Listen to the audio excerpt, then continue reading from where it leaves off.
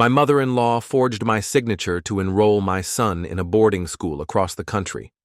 I found out when the acceptance packet arrived at my office instead of my home address, which made no sense until I opened the envelope and saw Grayson Military Academy's letterhead congratulating us on our son's enrollment for the fall semester starting in 3 weeks. My hands went numb holding the papers because I'd never heard of this school, never applied, never toured, never signed anything.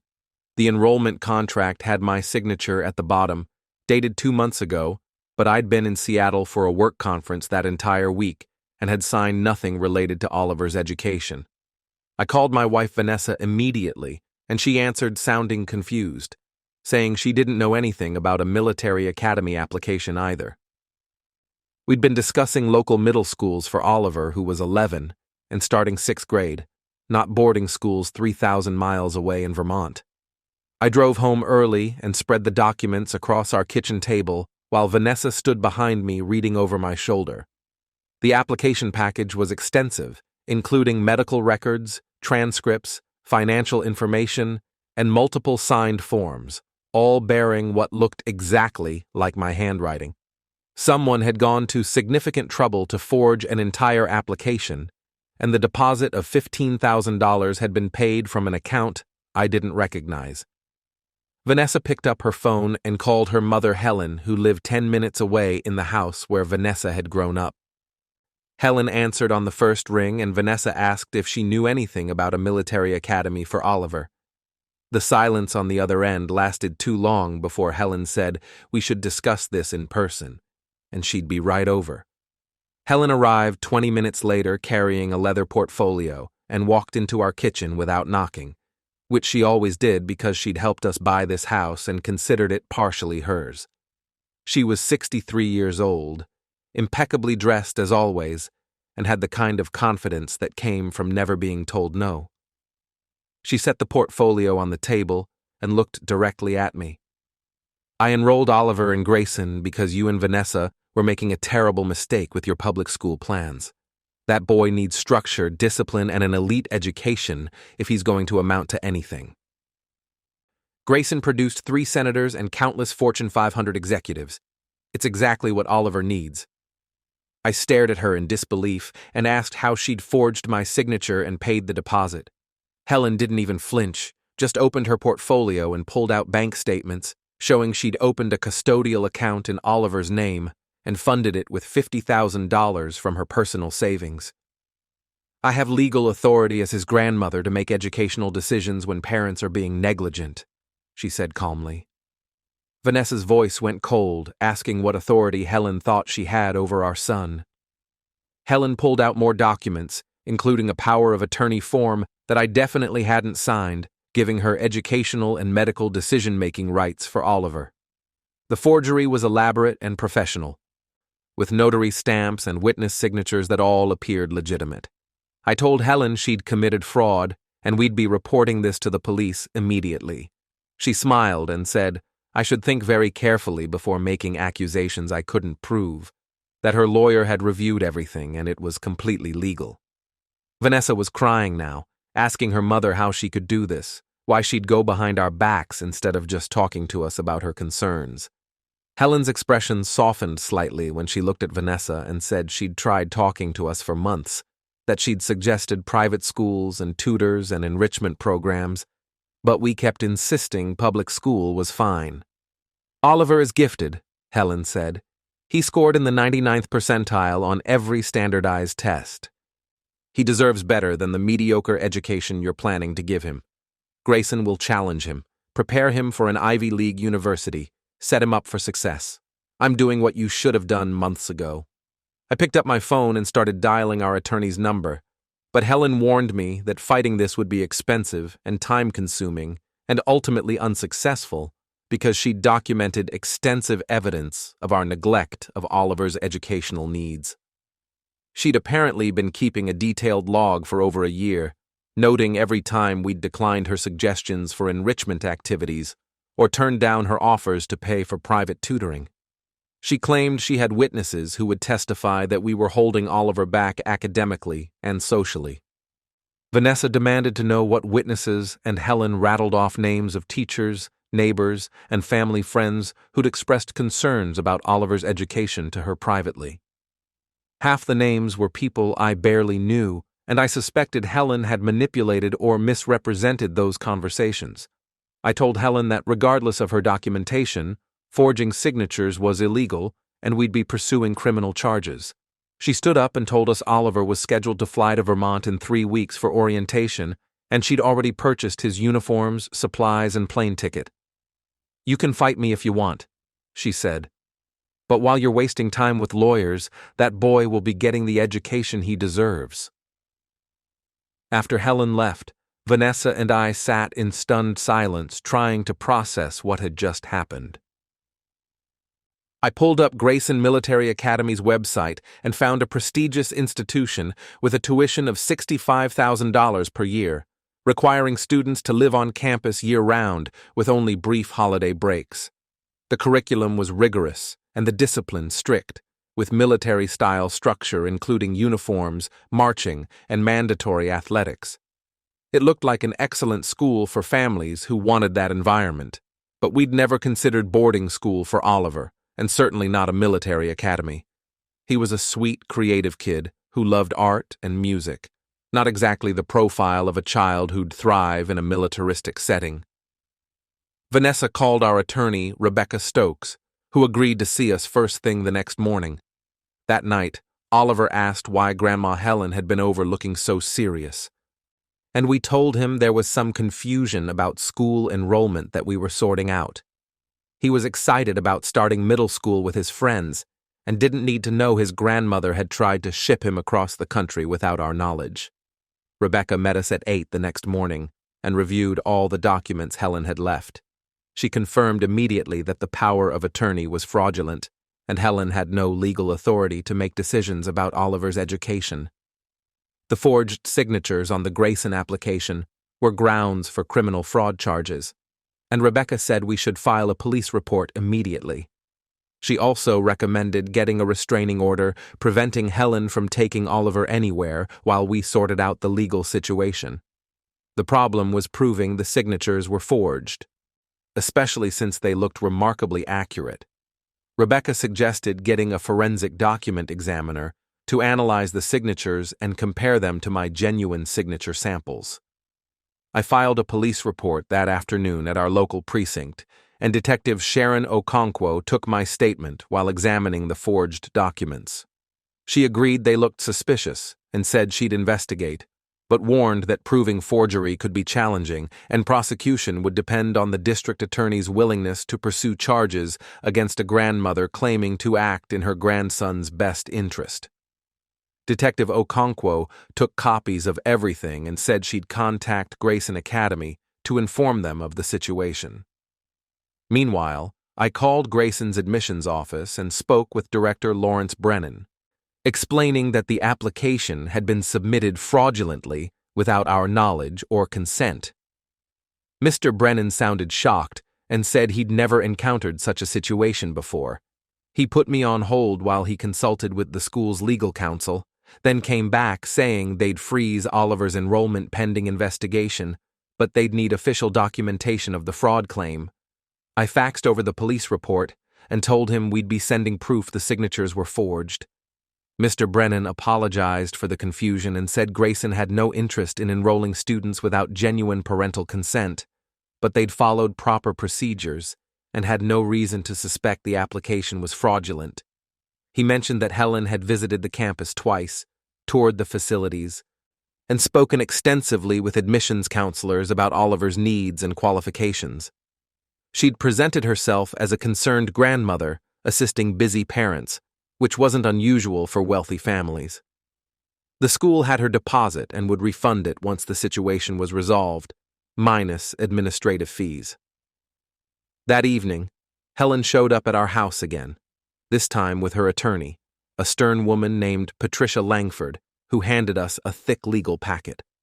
Patricia explained that Helen was filing for grandparent visitation rights and seeking a court order to compel us to enroll Oliver in an appropriate educational program, meeting his needs as a gifted child.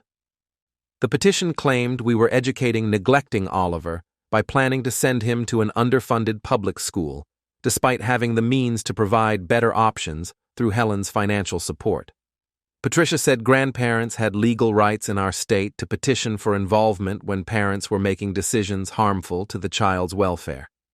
I read through the petition, which was filled with accusations that we were holding Oliver back academically, socially isolating him by not enrolling him in enrichment programs, and refusing to take advantage of educational opportunities available to him. Helen had apparently documented every conversation where we declined her offers to pay for private school, tutoring, music lessons, sports camps, and other activities. She'd twisted our reasonable parenting decisions into evidence of neglect. Vanessa was furious, telling her mother this was insane and she had no right to interfere in our parenting. Helen's response was cold, saying she loved Oliver more than anything and wouldn't stand by watching us waste his potential. Patricia advised us to retain counsel because the hearing was scheduled for 6 weeks out and we'd need to present evidence that our educational choices were appropriate. Rebecca had already warned us this could get complicated because grandparent rights laws varied by state and judges sometimes sided with grandparents claiming to protect children's best interests.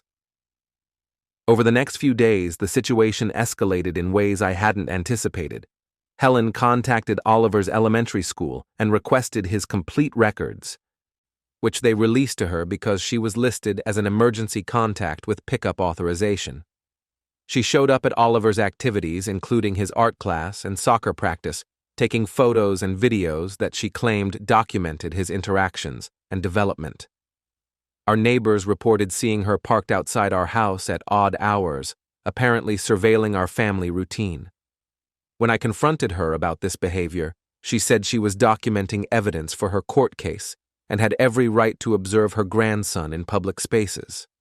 I filed for a restraining order, but the judge denied it, saying Helen hadn't made any threats, and her actions, while intrusive, didn't meet the threshold for a protective order. The judge suggested we work this out through family counseling rather than the court system, which showed a fundamental misunderstanding of how manipulative and determined Helen had become. Meanwhile, the forensic document examiner Rebecca hired completed his analysis and confirmed that the signatures on the Grayson application and power of attorney were indeed forgeries. His report detailed the subtle differences in pen pressure, letter formation, and spacing that indicated someone had carefully traced or copied my signature rather than signing naturally. The examiner concluded with a high degree of certainty that I had not signed the documents. Rebecca submitted this report to Detective Okonkwo and to Grayson Academy. Detective Okonkwo called to say she was escalating the case to the fraud unit and they'd be interviewing Helen formally within the week. The detective interview happened on a Friday morning at the precinct, and Helen arrived with Patricia, who advised her client not to answer any questions without legal counsel present. Detective Okonkwo laid out the evidence, including the forensic analysis, but Patricia claimed the examiner's report was opinion, not fact, and could be contradicted by another expert. She said Helen had acted in good faith, believing she had proper authorization to assist with Oliver's education, and any signature irregularities were innocent mistakes. Patricia suggested that I might have signed the documents during one of the many times Helen had papers for us to review, and I'd simply forgotten given my busy work schedule. This was absurd because I specifically remembered being out of town when the documents were supposedly signed, and I had hotel receipts and work calendars proving my whereabouts. Detective Okonkwo pressed harder, asking how Helen had obtained notarized documents if I'd never signed them. Helen finally spoke, saying she'd had the documents prepared by her attorney and brought them to us multiple times, and we'd kept putting off signing them until she'd gotten frustrated and assumed we'd eventually agree. Patricia quickly silenced her and said they were terminating the interview. Detective Okonkwo warned them that forgery and fraud charges were likely forthcoming, and they should prepare accordingly.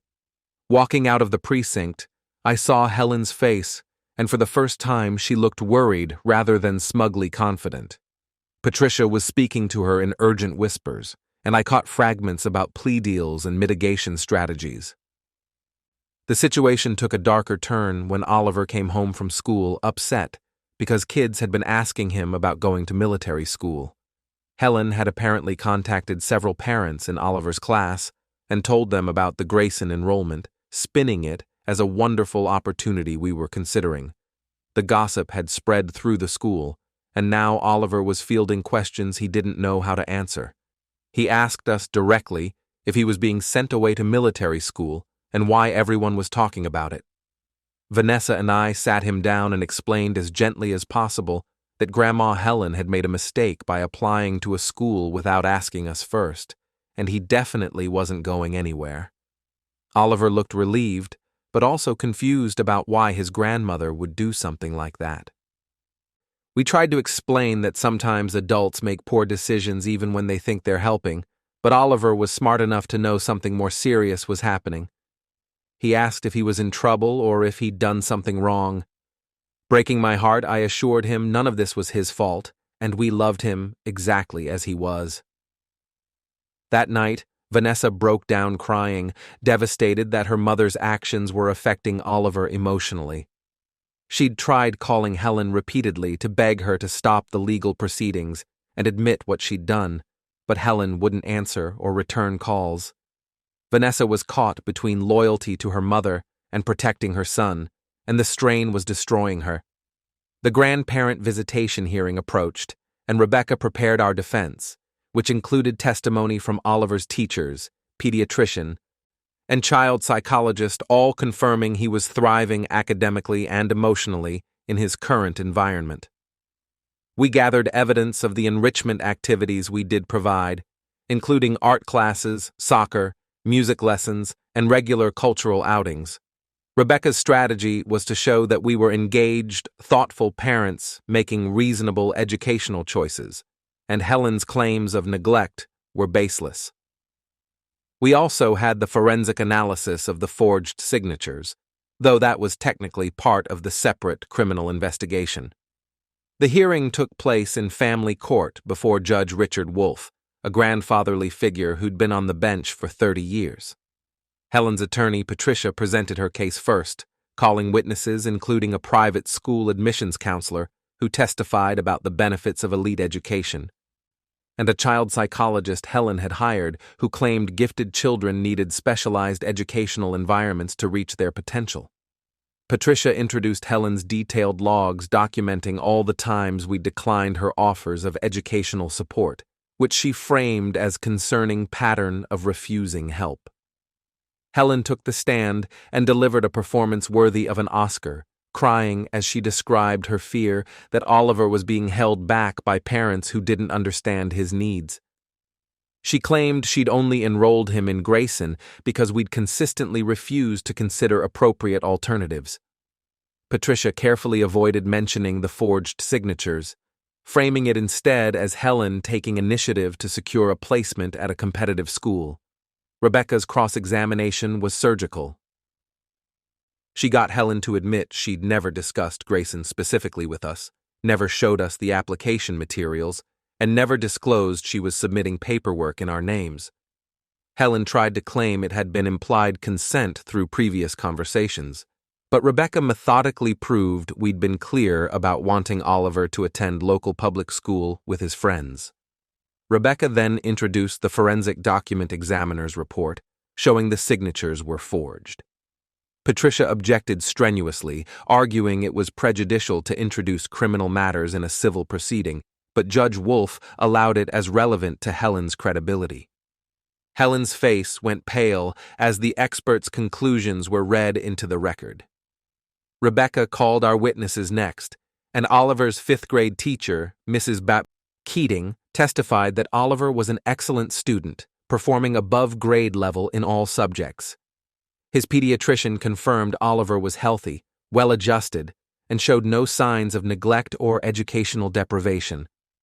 The child psychologist we'd consulted testified that Oliver's current educational plan was entirely appropriate, and that uprooting him from his community to attend boarding school could actually be harmful to his social and emotional development.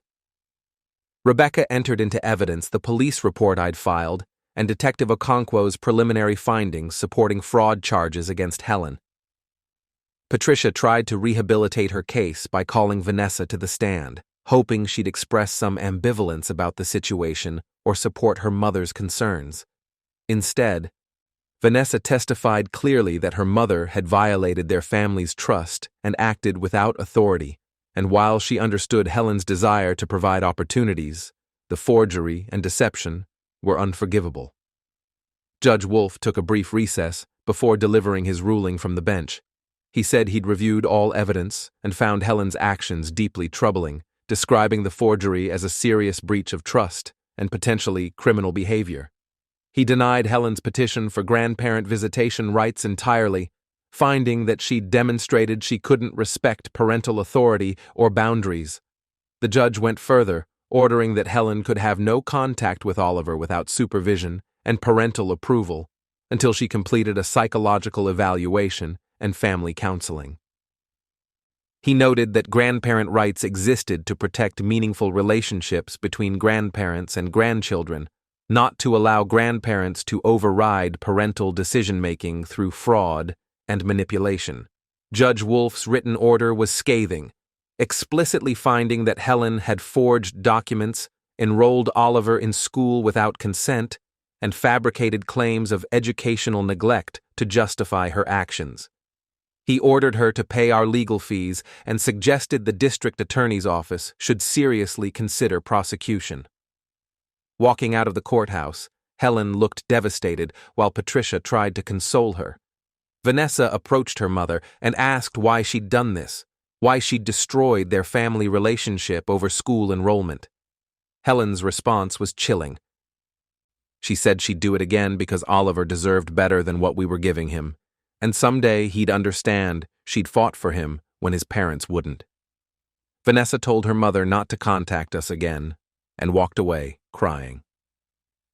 The criminal fraud investigation proceeded after the family court ruling, and the district attorney's office decided to prosecute.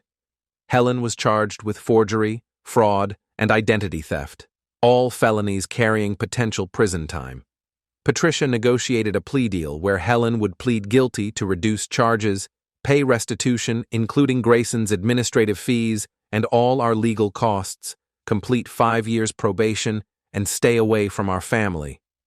The alternative was going to trial, where the forensic evidence and judges' findings would likely result in conviction and actual jail time.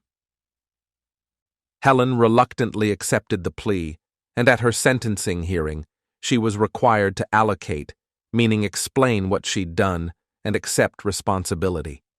Standing before the criminal court judge, Helen admitted she'd forged my signature on multiple documents, created fraudulent power of attorney forms, and enrolled Oliver in boarding school without parental permission.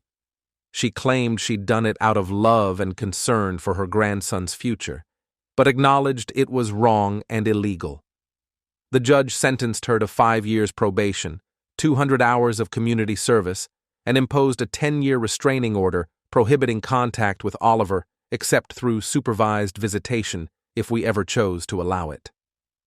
The judge said Helen's actions, while motivated by what she claimed was love, were a profound violation of trust and parental authority that could have traumatized the child. The criminal record would follow Helen for life, affecting her reputation in the community where she'd been prominent in social circles. The aftermath was complicated. Vanessa struggled with guilt and grief over her mother's choices and the destruction of their relationship. She attended therapy to process the betrayal and work through her feelings about setting boundaries with Helen. Oliver knew some of what had happened, but not all the details, and his therapist helped him understand that Grandma Helen had made serious mistakes that hurt the family. We eventually allowed supervised visits after 6 months, with a family therapist present, because Oliver did miss his grandmother, despite everything. Those visits were awkward and stilted, with Helen trying too hard to be the perfect grandmother while avoiding any discussion of what had happened. The dynamic had changed permanently, and Oliver sensed it even though he couldn't articulate why things felt different. Vanessa's relationship with her mother remained fractured, cordial, but distant, marked by betrayal that couldn't be undone. Helen never truly apologized, never acknowledged the depth of harm she'd caused, never took responsibility beyond what the court forced her to admit. She still believed she'd been right to try to secure what she saw as a better future for Oliver, even if her methods were wrong. That fundamental inability to understand that parenting decisions belonged to parents, not grandparents, meant trust could never be fully restored. We did enroll Oliver in a gifted program at our local public school, not because Helen had been right about needing more challenge, but because it was the appropriate choice for his abilities and our family situation. He thrived there, made close friends, continued his art and music, and developed into a confident, creative teenager who knew he was loved and supported by parents who respected his autonomy. Years later, when Oliver was applying to colleges, Helen sent him a letter suggesting several elite institutions and offering to pay his tuition.